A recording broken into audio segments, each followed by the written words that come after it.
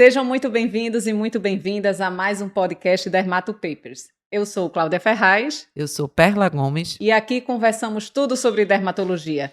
Hoje nosso podcast será sobre dermatite seborreica. O que você tem que saber?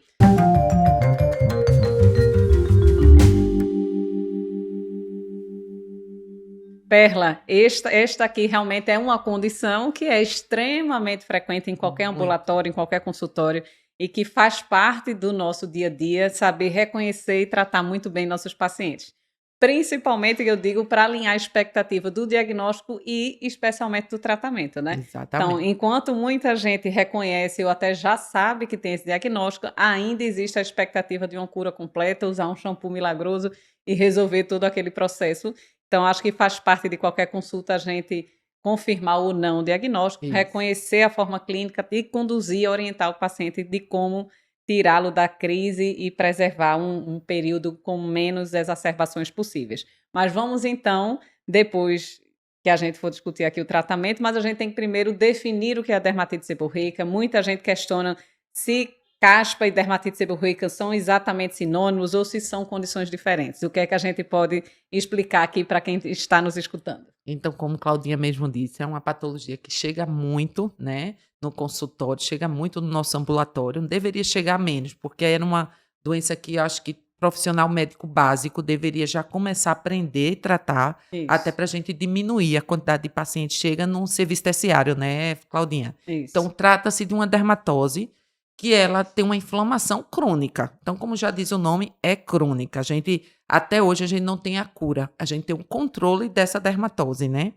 E aí, como é que a gente diferencia? Às vezes chega o paciente para a gente e faz, doutor, eu estou com caspa. Eu acho que é o mais, popularmente, é o que a gente vê mais na prática, né? Então, é um espectro de uma dermatite seborreica. Isso. A caspa a gente caracteriza pela descamação. Então, é aquela descamação furfurácea que a gente encontra no cabelo, mas quando a gente vai examinar, não vê inflamação. Isso. Só vê a descamação furfurácea. Já a dermatite seborreica, a gente já considera aí um processo inflamatório visível ao exame. Então, além da caspa, além da crosta, além da descamação, a gente encontra um processo inflamatório, aquele couro cabeludo eritema, né, mais vermelho, mais eritematoso, e aí a gente fala que é uma dermatite seborreica, né? Isso. Mas tudo é uma dermatite seborreica, porque a caspa tem uma inflamação microscópica, não é macro, mas existe uma inflamação ali microscópica, né?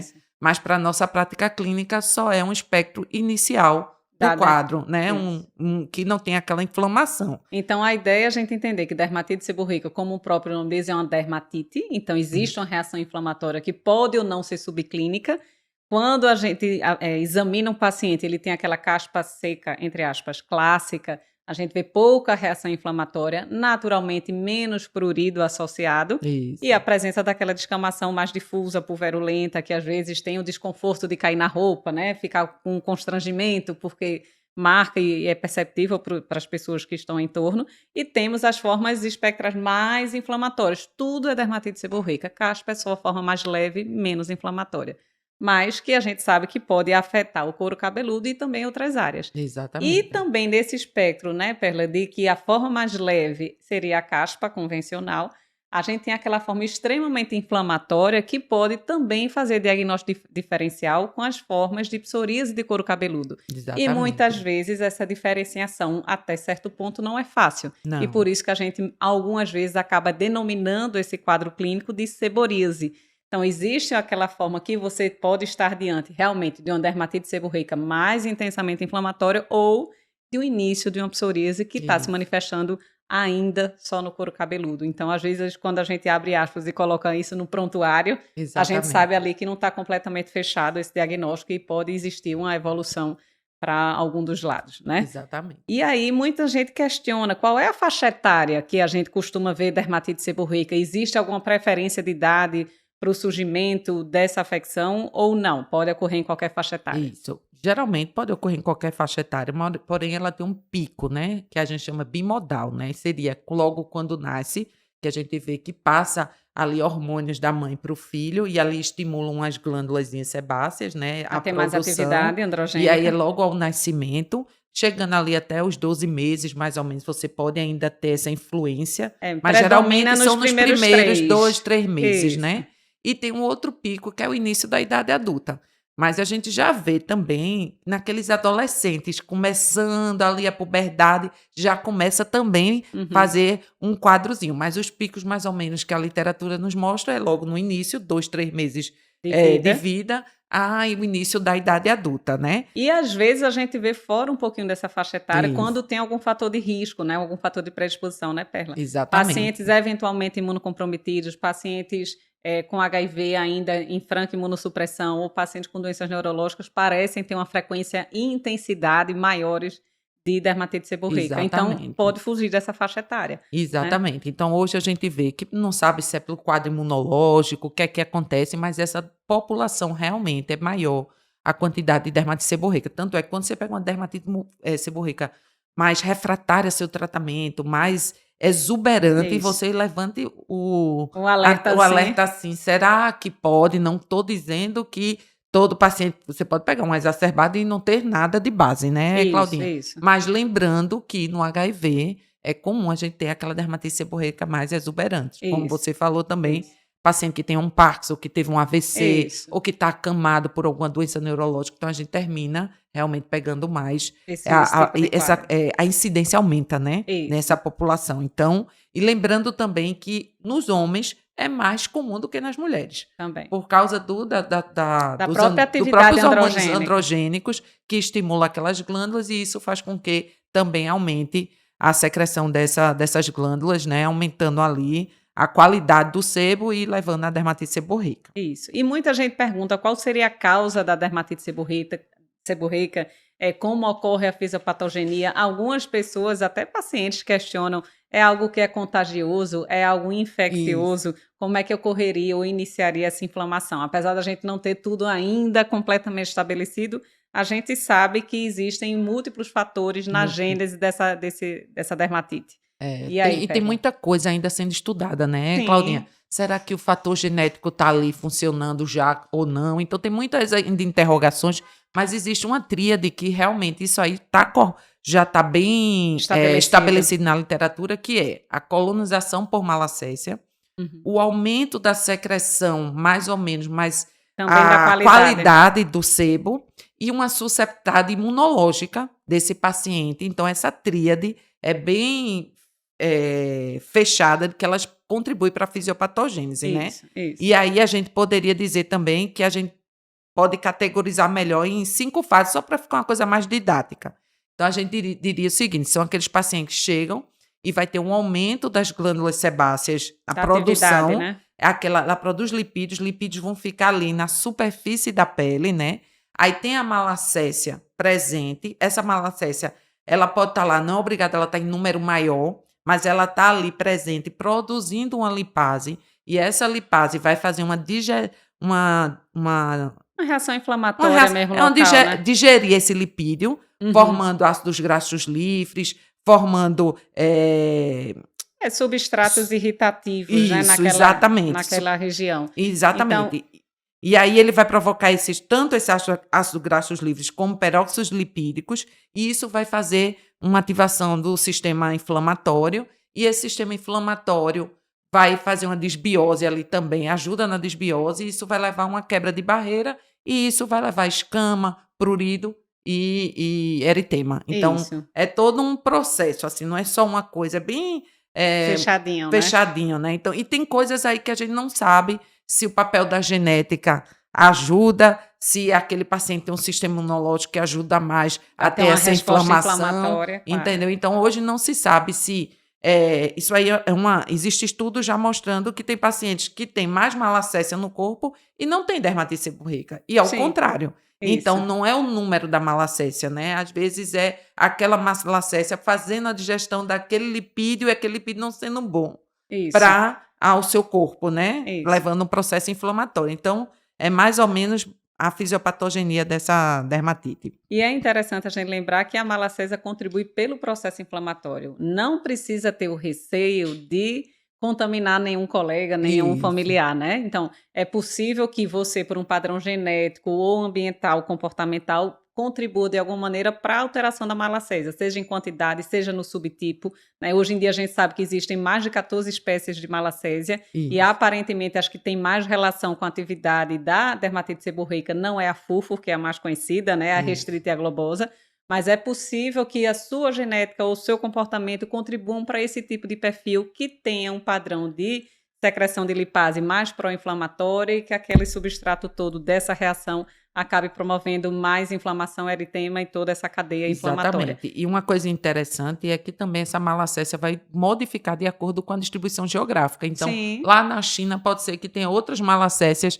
que são mais é. relacionadas do que aqui no Brasil. Isso. E assim vai, entendeu? É. Então, tem também diferenças quanto à A distribuição região, geográfica, clima, né? né? Tudo isso. Isso. Então, mas é interessante a gente entender que não é infecciosa, mas a presença dela contribui para a reação inflamatória. Contribui. Então, isso aí já traduz O o que a gente vai porquê tratar, que a né? gente usa antifúngico. Isso. Como assim? Por que estão prescrevendo um antifúngico para uma caspa, uma dermatite seborreica?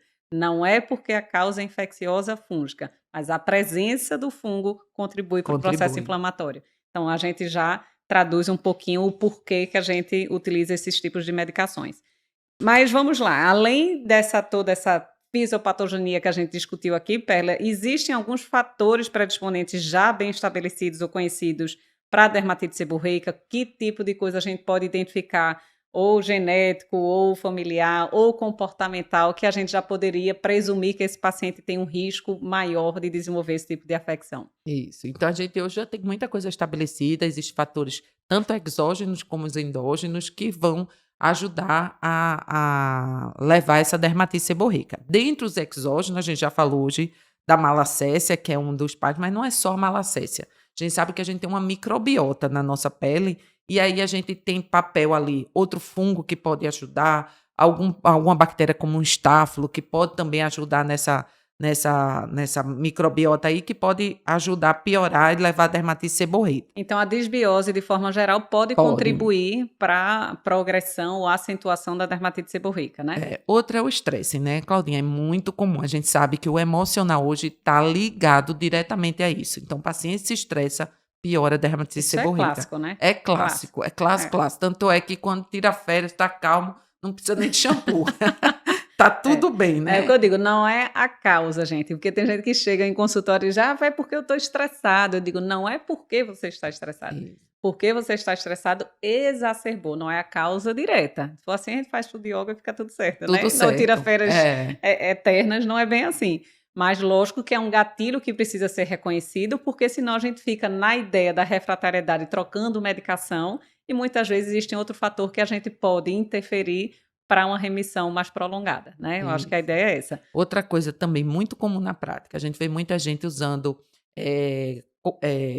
cremes hidratantes, homens usando pasta para o cabelo, estão usando alguns produtos que isso pode engordurar mais esse couro cabeludo e às vezes o paciente tem até aquela caspinha inicial e nunca valorizou. E aí esses produtos podem exacerbar e aí levar um quadro realmente de uma Isso. inflamação clínica levando a dermatite. Então, Resíduo de creme, condicionador muito oleoso, muito né? oleoso. Uso até alguns relatam, né, de calor, né? Muito secador de cabelo, chapinha, Isso. calor de forma geral pode ajudar. Condição climática, como você já citou, né, Perla? Isso. Local muito quente e úmido. Alguns relatam também extremos de temperatura, muito seco, muito frio. Seco, muito Então, frio. existe esse relato também, como eventualmente algumas medicações, né? Exatamente. Então, tem agentes antineoplásicos, tem aqueles que são o Inibidor do EGFR, né? Que é o utilizado EGFR, exatamente, pela que é muito oncologia, também parece ter exatamente, um papel pior. exatamente. E a questão da alimentação? A alimentação é muito controverso, mas assim, é aquela história, né, acredita-se que uma dieta ocidentalizada, que é aquela dieta rica em carboidrato, ela tem mais chance de piorar a dermatite seborreica. Deve ser, porque ela é mais pró-inflamatória. Então, claro que uma dieta do Mediterrâneo seria o ideal, porque a gente vai diminuir a inflamação. Então, parece, na prática, ser realmente evidente, mas ainda não tem uma conclusão Isso. em relação. É muito controverso ainda, Isso, né? e não precisa restringir diretamente se o Isso. paciente está em crise. São orientações de estilo de vida, né, e comportamento para a gente tirar fatores de exacerbação. Né? Exatamente. Então, vamos tentar secar bem o cabelo, não deixar resíduo, né? Passar condicionador do Passar o meio para as condicionador pontas. só na haste, né, Isso. distal do fio. ter todo esse cuidado do que é dentro do possível. E os fatores que a gente não pode interferir, que seriam ditos aqueles endógenos, o que é Exatamente. mais favorável ao surgimento da dermatite seborreica? Então, como a gente viu, só de ser do gênero homem já sabe que tem mais É. andrógenos e aí não tem o que mudar. Vai ter mais glândulas estimuladas e vão ter mais dermatite seborreica, né? Uhum. Além disso, a gente tem um papel, como eu falei, que é a genética e o sistema imunológico. Esse papel aí está sendo cada vez mais. Já foi se falado isso no passado e agora está retornando como uma forte evidência de que realmente tem um papel genético associado aí também. E é comum, né, a gente ver história Isso. familiar. Ah, minha irmã também tem, meus pais tiveram, na época de adolescente, ou adulto jovem. Não é raro isso. Isso, A é gente muito vê com comum. uma E certa frequência. pós-pandemia, o emocional ficou muito abalado. A gente também está vendo muito, né, É Claudinha? muito ainda. Muita gente que não tinha, que dizendo que está tendo, e quando vai examinar, está lá, né? Então, É. está tendo muito mesmo. Isso. E, além disso, existem fatores que a gente ainda também não explica, mas pacientes que têm distúrbios neurológicos e que realmente aumenta. É muito comum a gente ir visitar os pacientes que estão em casa após AVC, com Parkinson, que estão acamados e que faz um quadro de dermatite seborreica mais exacerbado, né? Isso. Então, assim, a gente ainda não tem uma explicação se é por alguma coisa que eles alteram no sebo, É. alguma mudança, Ou via de sinalização do exatamente neurotransmissor, né? imunológica, né? Por ter acontecido alguma coisa no sistema nervoso, então a gente não sabe explicar, mas o fato é, na prática, É eles mais têm frequente. mais frequente e mais exacerbado, né? Certo. E como é que a gente vai reconhecer, então, as diferentes formas da dermatite seborreica nas diferentes faixas etárias? A Exatamente. gente espera encontrar o mesmo quadro clínico ou é um pouco diferente de acordo com a idade? Então, a gente já viu que na idade adulta, geralmente, ela é um processo crônico. Na idade dos dois bebês, né? Como a gente viu que é por passar hormônios da mãe para o filho, então isso vai melhorar e isso vai ser autolimitado, né? Então Tende é a ser importante transitório, ser né? transitório. Então, como é que a gente. Vamos falar um pouquinho da caspa, que é o quadro mais inicial, que a gente já viu que é aquelas escamas furfuráceas que mela a roupa e que pode ser encontrado principalmente couro cabeludo, às vezes na sobrancelha, né? Bem Às comum. vezes na área de pelo, que se a pessoa tiver aqui na região do External. tronco, pré-external. Então, essa é a caspa. Não tem dermatite, não tem inflamação visível. E aí, se a gente for falar da dermatite, a gente vai falar na faixa etária. Como é que acontece nos bebês e como é que acontece nos adolescentes e adultos, né?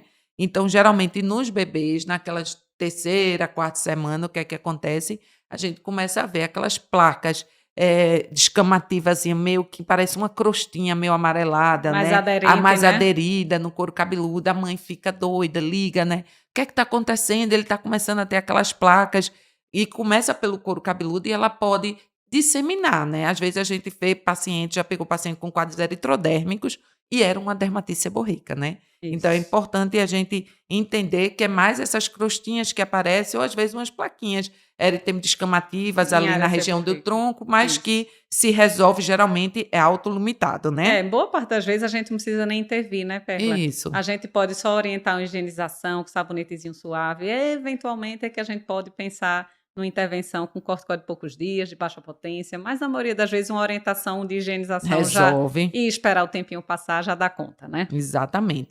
E aí é importante só saber assim, onde é que você vai procurar? Por que vocês dizem assim na prática, é uma dermatite seborreica? Porque tem áreas, vai atrás de áreas que tem bastante glândulas sebáceas. Então a gente vai olhar couro cabeludo, vai aqui atrás da orelha, olha a região do T, Centro daqui da facial, facial, que é o centro facial, vê a região pré-external, às vezes no dorso. Então a gente Isso. vai atrás dessas áreas. Isso. E se a gente vê lesões eritema-descamativas nessa área, então a gente abre essa possibilidade, Isso. né? Então, na área da face, a gente já chama atenção, né? Glabela, essa região entre as sobrancelhas, a própria sobrancelha, né, Perla? Sulco nasogeniano envolvendo o canto nasal.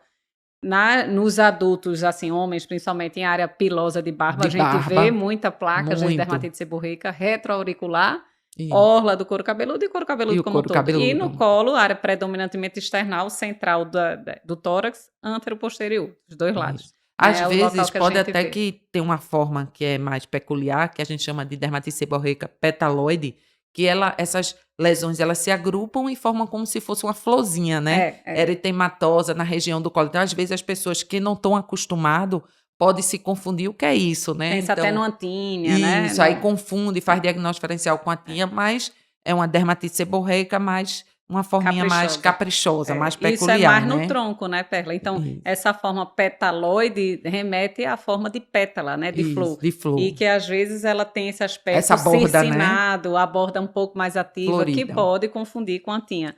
Né? No fim das contas, é dermatite seborreica que tem essa tendência à recorrência também. Aí né? lembrar que quando tem casos mais graves, mais exuberantes, lembrar se ele não tem uma causa subjacente, né? Se ele não é um HIV ou se ele não tem uma doença de imunossupressão outra. Até então, HTLV, às vezes a gente tem que pensar. HTLV, exatamente, Claudinha. É outra opção também que a gente tem que pensar, tem que investigar nos quadros muito intensos e refratários. E aí lembrar que, além do que a gente está vendo, que é eritema de escamação, lembrar que pode ter o prurido. Então, às vezes, o paciente chega para a gente dizendo, doutora, eu estou coçando meu couro cabeludo. Sabe que eu estou com piolho, né? A primeira coisa que eles pensam, eu venho coçando muito meu couro cabeludo. E aí, o prurido é uma coisa que realmente pode existir.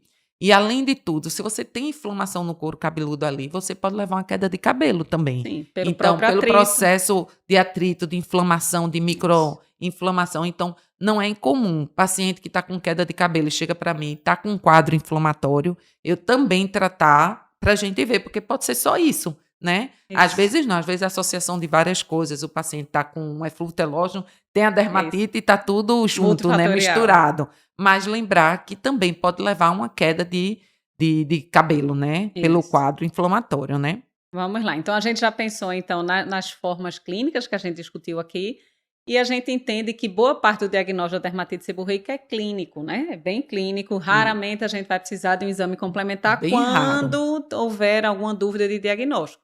Mas para a gente ter alguma dúvida de diagnóstico, a gente tem que pensar em outros diagnósticos. Diferenciais, o que é que a gente né? tem que estar ligado aí para pensar nos diagnósticos diferenciais possíveis quando a gente examina um paciente que você considera a dermatite seborreica como primeira hipótese. Isso. Quando é na área do bebê, né, que chega assim, raramente a gente pensa, né, a depender da exuberância do quadro, né? Claro, se for um quadro realmente extenso, com eritrodermia, então a primeira coisa que a gente tem que afastar é uma esteocitose, né, Claudinha? Isso. Porque é uma coisa rara, mas também se a gente não pensa, não afasta, né? Então, é rara, mas é grave, então a gente tem que pensar. Exatamente, então a gente tem que afastar, ver se não é esteocitose de células de Langerhans, mas existem outros quadros que são mais localizados, que também a gente tem que fazer diagnóstico diferencial. Só para lembrar aqui, Perlinha, pensando na esteocitose, assim, o que é que vai diferenciar um pouquinho?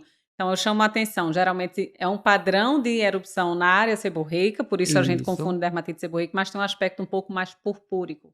Só para deixar a dica para você pensar. Então, quando a gente vê aquelas escamas com crosta parecendo mais hemorrágica, com um aspecto meio petequial, e no couro cabeludo, no colo, um paciente um pouco mais comprometido do ponto de vista sistêmico, porque a gente sabe que aqui na dermatite seborreica clássica não tem nada sistêmico. O paciente está bem. Né, no bebê, então levanta a coisa, vamos investigar, eventualmente pode ter hepatosplenomegalia, pode ter outro tipo de sintomatologia sistêmica, então pense nos quadros de refratariedade e numa erupção que lembra a dermatite seborreica de aspecto purpúrico.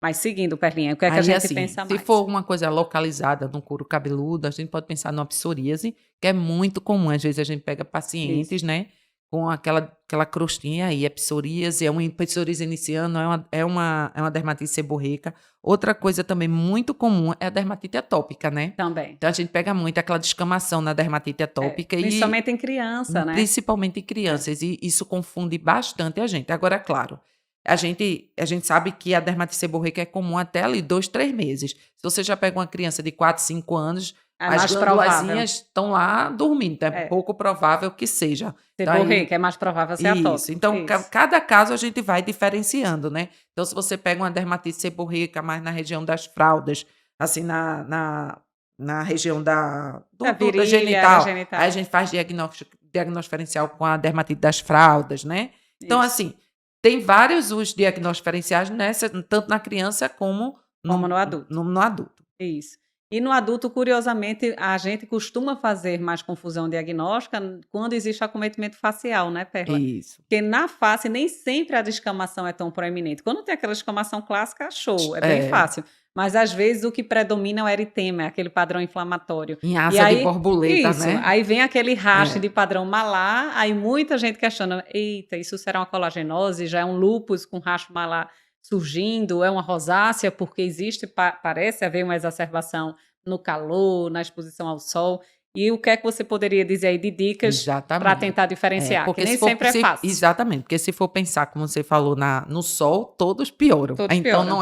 não é dica, Não né? é dica. Então a gente tem que ver se tem um padrão mais pustuloso, se é um padrão mais inflamatório, com menos pústulas, Isso. né? Então, se tiver muita pústula, será que eu estou diante de um quadro de rosácea, né? Isso. Se está em relação ao Poupando ou suco, não, né? poupando ou não o suco, a gente sabe que no lúpus ele poupa o suco nasolabial, né? E na dermatite seborreica pode ultrapassar esse suco, inclusive pegar os cantinhos aqui, né, Do nariz. do nariz. Então, assim, tem essas dicas que podem ajudar, mas às vezes não é suficiente, né? Às É. vezes está ali e a gente fica na dúvida mesmo, Isso, né? na interface, né? Então, de Exatamente. forma geral, ó, eritema em face, dicas para pensar, nem sempre é claro. Mas se você vê um padrão com pápula e pústula, pensar em rosácea com aquele fundo eritematoso Isso. telangiectásico. Se tiver mais descamação envolvendo o suco nasolabial, deve ser dermatite seborreica. Dermatite. Se for aquele racho malar que poupa o suco nasolabial e ele tem outros sinais de fotossensibilidade no colo, no dorso, tem que pensar mais em colagenose, em lúpus, etc. Exatamente. Mas, eventualmente, a gente precisa seguir com a biópsia quando o quadro não é muito claro, né, Perla? Não Exatamente. sempre, mas são situações de exceção que a gente, do ponto de vista evolutivo e clínico, a gente não consegue fechar diagnóstico. Isso. E aí, o que é que a biópsia pode nos mostrar quando, excepcionalmente, há dúvida? Exatamente. E assim, é importante a gente saber que raramente a gente vai para a Raramente, biópsia, por isso que eu estou né? dizendo, é raro, é raro. Exatamente. Então, quando a gente tem uma biópsia, então a gente vai ter uns sinais que eles colocam na biópsia, seriam a paraqueratose, com sinais de obstrução do folículo, espongiose naquela região ali da epiderme, levando que podia ser, ele na prática fala que é mais sugestivo da dermatite seborreica. E é uma doença que é predominantemente folicular. Folicular. Então, a gente vai ver um infiltrado mais perivascular e perifolicular, ou Isso. eventualmente a presença de escama no ósseo folicular. Então, você vai ver uma doença mais foliculocêntrica, de Isso. forma geral. E isso pode ajudar no diagnóstico diferencial de colagenose, de rosácea, até de uma psoríase, em alguns Exatamente. casos que a gente fique aí em cima do muro, tá? Mas, lembro, a gente tem condição de reconhecer, eu acho que 97% dos casos sem precisar de exame Sem complementar, precisar. né? E ok, fechamos o diagnóstico, já estamos seguríssimas aqui no quadro clínico. Como é que a gente vai orientar o tratamento desses pacientes? Existe alguma abordagem distinta de acordo com a faixa etária? Ou a gente segue o mesmo jogo e tem receita de bolo para todos? Então vamos lá. Em relação aos bebês, a gente já viu que é um quadro autolimitado. Se a gente não fizer nada, vai se resolver.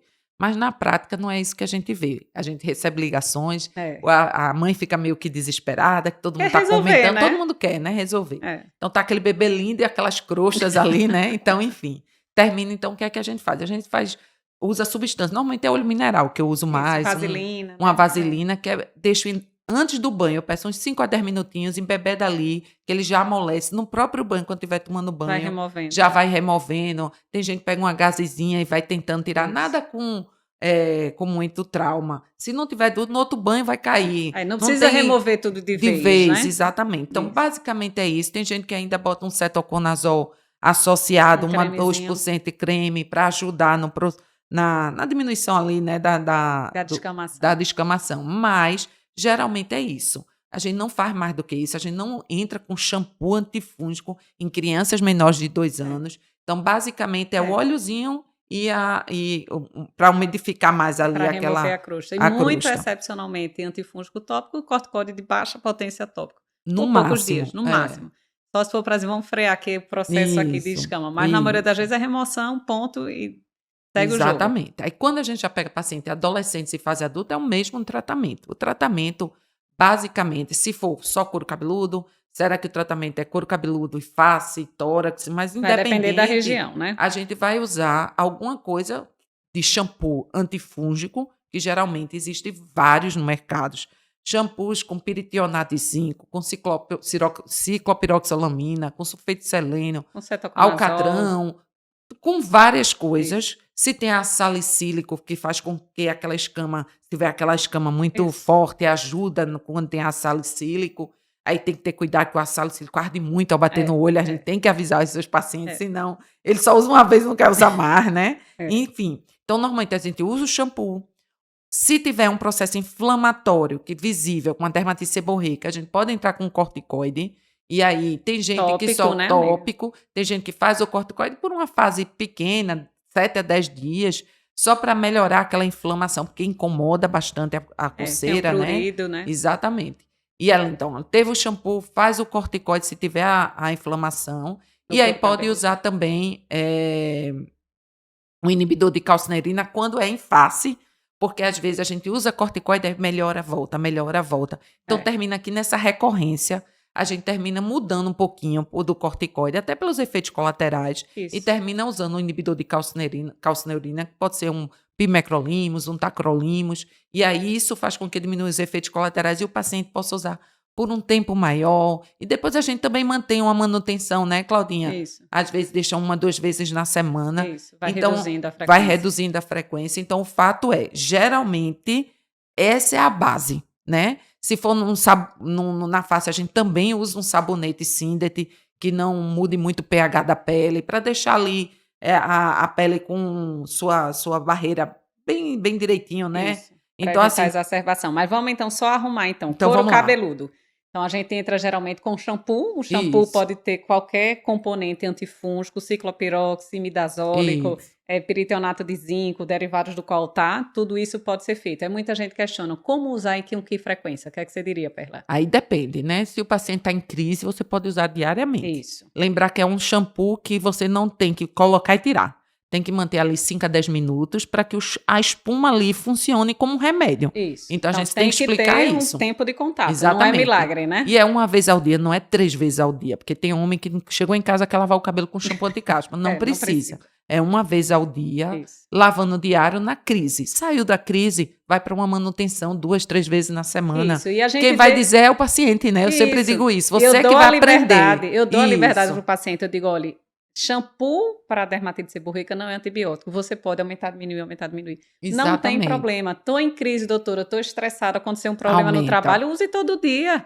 Né? Deixa lá 5, 10 minutos, enxágua, seca, evita resíduo de condicionador, de outras coisas Exatamente. que são oleosas. Somente homem que tem cabelo pequeno aí quer botar condicionador. Fica aí tudo que ali fica no couro tudo... cabeludo. Isso. Então a gente orienta isso. Melhorou, diminui para 3 vezes por semana. Tô ótimo, show de bola, diminui para uma. Isso. Segue, piorou, volta. Acha que não está respondendo, roda o shampoo. Então, acho que a ideia é mais ou menos essa. Exatamente. Eventualmente, se a crise for muito intensa, com aquele padrão de escama mais aderente, prurido intenso, faz um ciclo de corticoide em solução na maioria das vezes. Exatamente. Né? 7 dias, 10 dias, eventualmente 14 dias. Ponto.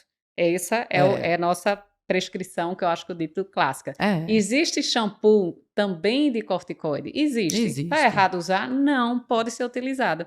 Agora, a mesma lógica que a gente traduz, né, Perla? O tempo de contato do shampoo com corticoide é, sem dúvida, menor do que uma solução, que emulsão fica lá com a noite corticoide. toda, né? Isso. Então, você pode usar uma solução, uma emulsão, que você vai ter um tempo de contato mais Maior. prolongado. Existe veículo apropriado para isso. Então, na minha prática, eu acabo usando mais corticoide como solução do que o próprio shampoo. Mas não está errado utilizar. Exatamente. Pode ser feito. Né? Eu acho que a questão da dermatite seborreica do couro cabeludo é por aí. E face. Como é que você conduz? Você faz também antifúngico tópico, oral, ou já entra com corticoide? Como é a tua rotina? Geralmente, quando ele está com inflamação, eritema, descamação, então o que é que a gente faz? Eu deixo um sabonete, como eu falei para vocês, um Sindet, para manter aquele pH ali da pele o melhor possível.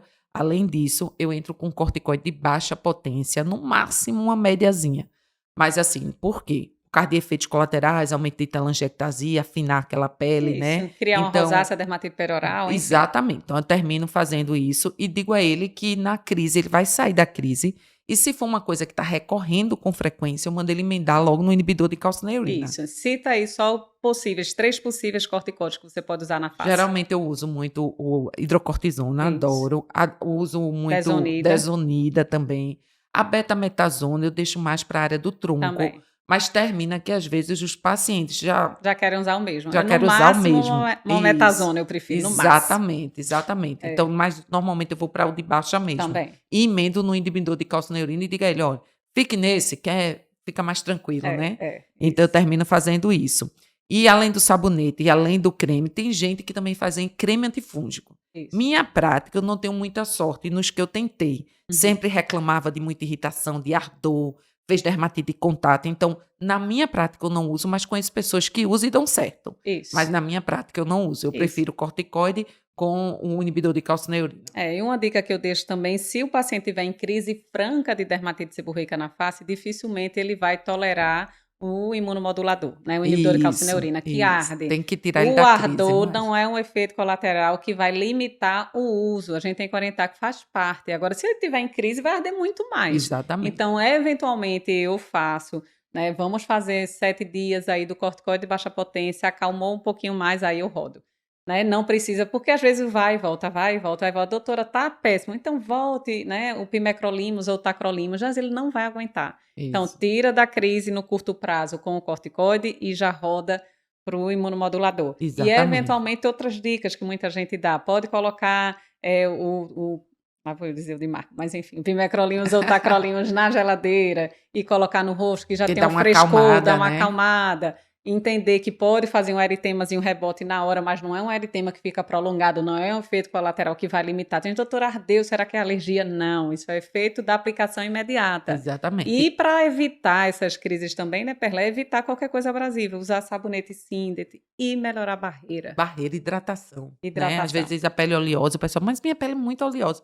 Oleosa não é hidratada, Isso. né? Então, hoje tem muito hidratante no comércio, no mercado, que usam substâncias calmantes e usa até substâncias que melhoram um pouco ali a microbiota. Isso. Então, eu termino utilizando também. Uso muito. Uso muito porque... E às vezes ele consegue só com isso acalmar e não ficar tanto em crise, né? Exato. E aí é um creme hidratante que vai ser a manutenção dele, né? Existem já alguns trabalhos de alguns desses melhores hidratantes que são ditos com pré-bióticos ou com poderes calmantes, com outras substâncias, né? Que tem nicotinamida, tem pré-bióticos outros, ácido hialurônico, enfim. Existem excelentes produtos no mercado que já compararam o efeito de uma hidrocortisona. Né? Então, assim, no lugar de você estar com corticoide, você está com algo que vai melhorar a barreira, vai melhorar a microbiota e não vai ter efeito colateral. Então, assim, é uma coisa para você trocar. A ideia é que a gente entra com muita coisa e depois vai tirando para facilitar essa manutenção do médio e longo prazo e ter uma qualidade de pele muito mais tranquila. E quando a gente diz e frustra, às vezes, os pacientes. Doutor, isso tem cura? Aí tem gente que diz, não tem cura. Mas não é... Quando a gente diz não tem cura, não tem tratamento. Exatamente. Eu digo, meu objetivo é você sem lesão. Isso. O objetivo é esse. E que as crises sejam mais mínimas em intensidade e o mais espaçadas possíveis. Exatamente. Essa é a ideia. Então, não é frustrar o paciente, eu digo, não tem cura, te abraça, vai ficar assim, péssimo. Não é isso. Hoje não tem como, tem muita medicação hoje para você deixar essa dermatite seborreica bem mais tranquila, e né? tem um constrangimento, que é a área facial e a área do couro cabeludo. Então, assim, afeta o dia a dia do paciente, arde, incomoda, coça. Então, acho que a ideia é a gente não desvalorizar as queixas do nosso paciente. Então, quando ele diz que arde, é porque arde. Quando ele diz que coça, é porque coça. Mesmo que, clinicamente, às vezes, a gente tem uma noção até inferior do que a queixa do paciente, né? Parece que está meio desproporcional. Verdade. Mas a gente tem que valorizar e tentar adequar esse tratamento para melhorar a qualidade de vida e evitar a iatrogenia, porque o que tem de posturas ditas milagrosas aí que vai curar sua caspa em 7 dias, eu digo, eu queria ver esse padrão aí comprovado. E a gente precisa, principalmente, alinhar a expectativa com o paciente e torná-lo responsável na condução dessa dermatite. Exatamente. Porque não é milagre do médico, não, nem do dermatologista. Vai fazer parte da sua rotina uma boa limpeza, uma conduta adequada de couro cabeludo e face, o uso de hidratante e calmante, e saber lidar com as crises e exacerbações. Então, chama para a responsabilidade, a gente está aqui para ajudar, e vocês agora também. Né? Então, se vocês gostaram desse podcast, encaminha, curte, compartilha com os amigos, e nos encontramos em todas as redes sociais. Até a próxima.